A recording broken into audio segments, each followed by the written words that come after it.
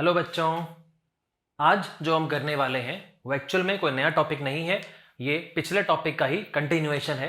तो अगर आपने पिछला लेक्चर यानी पिछला वीडियो अगर नहीं देखा है तो पहले आप उसे देख लो। एडजॉइंट और इनवर्स जो हमने पढ़ा था उसकी सारी प्रॉपर्टीज पढ़ी थी, पहले उसे अच्छे से देख के समझ लो और फिर उसके बाद में अब हम उसके आज क्वेश्चंस करने वाले हैं। तो क्योंकि इसके क्वेश्चन थोड़े आसान लेवल के होते हैं तो इसलिए रादर देन की एक एक क्वेश्चन डिक्टेट करके उसको यहाँ पे सॉल्व करने के मैंने क्वेश्चन पहले से लिख दिए हैं। I will explain them to you, ठीक है। और उसके आंसर्स भी मैंने पहले से यहाँ पे लिख दिए हैं तो आप उसे नोट कर सकते हैं। तो उसके बाद में अब अगर किसी भी क्वेश्चन में कोई डाउट आए आपको, आप अपने आप सॉल्व करेंगे, आपको समझा दूंगा सारे के सारे। फिर भी कुछ डाउट अगर रहता है तो आप इस वीडियो में नीचे कमेंट में लिख के आप अपना डाउट पूछ लेना। I will explain it there. और फिर भी अगर जरूरत पड़ी तो उसके लिए अगर वीडियो बनाना पड़ा तो मैं नेक्स्ट लेक्चर वाला जो वीडियो होगा उसमें उसको एक्सप्लेन भी कर दूंगा अगर बाई चांस नहीं समझ में आता है तो, ठीक है। तो शुरू करते हैं। सबसे पहला question, find the adjoint of this matrix, ठीक है।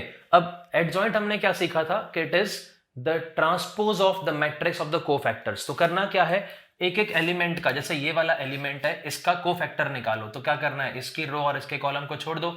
9 - 2 7 हो गया, तो इसका कोफैक्टर क्या हो गया, 7 हो गया। उसके बाद में इसका अगर कोफैक्टर निकालें तो इसकी रो और इसके कॉलम को छोड़ देंगे। 3 - 2 1, और क्योंकि ये वाला एलिमेंट है तो -1 बनेगा। और फिर ट्रांसपोज भी करते हैं तो -1 वो कौन सा आएगा, यहाँ पे आएगा, एंड सो ऑन। बाकी एलिमेंट्स का निकाल सकते हैं तो ये निकल जाएगा, इस मैट्रिक्स का एडजॉइंट निकल जाएगा। ट्राई कर लेना बाकी एलिमेंट्स, वो आंसर लिखे हुए हैं यहाँ पे सभी, ठीक है। और फिर भी अगर नहीं हो तो मुझसे कमेंट में पूछ लेना आप। नेक्स्ट क्वेश्चन पे आते हैं, बहुत ही सिंपल क्वेश्चन है इसके। Next question, find the inverse of the matrix. दो हैं, दो क्वेश्चंस हैं, एक ये और एक ये, सिमिलर टाइप के हैं। अब इनवर्स निकालने का हमने मेथड सीखा था कि ए इनवर्स तो क्या होता है, 1 determinant of A into adjoint of A. Adjoint of A का तो भी पीछे क्वेश्चन किया, मैट्रिक्स ऑफ कोफैक्टर्स और उसका ट्रांसपोज करना है। और डिटर्मिनेंट तो बड़ा सिंपल होता है, डिटर्मिनेंट निकाल सकते हैं तो डायरेक्ट फॉर्मूला अप्लाई करना है, फॉर्मूला अप्लाई कर देना। ये वाला क्वेश्चन भी हो जाएगा, सिमिलरली ये भी हो जाएगा, दोनों के आंसर यहाँ पर मेंशन्ड है, ठीक है। ये भी बिल्कुल सिंपल है, ठीक है। आप पॉज करके आप नोट कर लेना इसको। उसके बाद नेक्स्ट क्वेश्चन पे आते हैं। Show that the matrix A is equal to this satisfies the equation x² - 6x + 17 = 0, hence find A inverse. ये जो क्वेश्चन है ये सीबीएसई के बोर्ड एग्जाम में आ चुका है, बोर्ड एग्जाम में आ चुका है, आज से कुछ साल पहले आया था ये। तो अब इसमें करना क्या है, देखो पहली चीज तो मैट्रिक्स इक्वेशन क्या होती है ये भी हमने पहले सीख लिया था, जो थर्ड लेक्चर था इसका। अगर वो वीडियो नहीं देखा है तो वो देख लेना। ये क्या है, ये इक्वेशन लिखी हुई है x² - 6x + 17 = 0।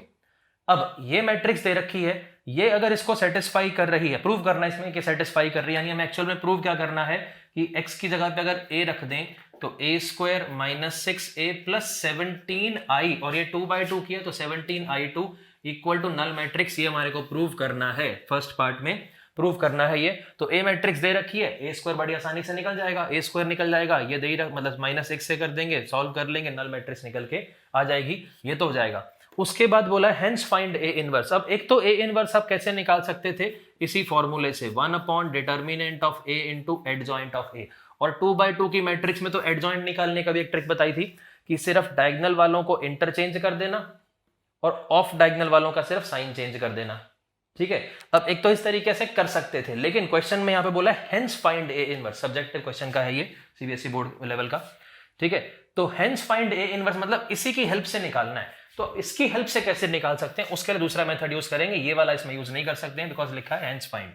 तो करने का तरीका क्या है कि अब इसमें हमारे पास एक इक्वेशन, फर्स्ट पार्ट में ये प्रूव हो जाएगा, a² - 6a + 17i = null matrix, ठीक है। i मतलब i2 जो 2/2 की है। अब इसमें क्या करें, दोनों तरफ अगर हम a इनवर्स से प्री मल्टीप्लाई कर दें तो a इनवर्स लिखेंगे क्या, multiplying, pre multiplying both sides by a inverse. a inverse से मल्टीप्लाई किया, इसको भी a × a लिख सकते हैं, ये तो कांस्टेंट है 6, यहां पर -6a इनवर्स × a + 17 कांस्टेंट है a इनवर्स × i, और यहां पर a इनवर्स × o करेंगे तो वो तो o ही आएगा, नल मैट्रिक्स ही आएगा।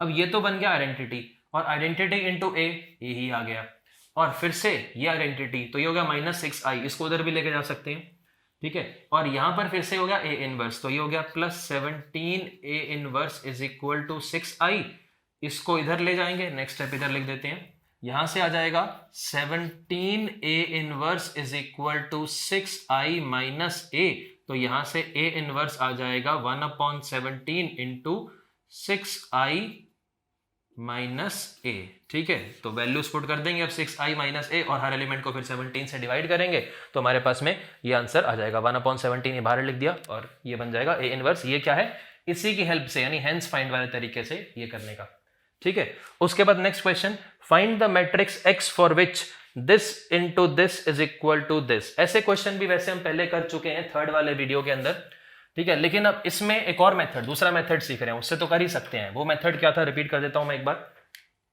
ये this matrix into this matrix, तो यहां पर देखो ये 1 -4 3 और -2।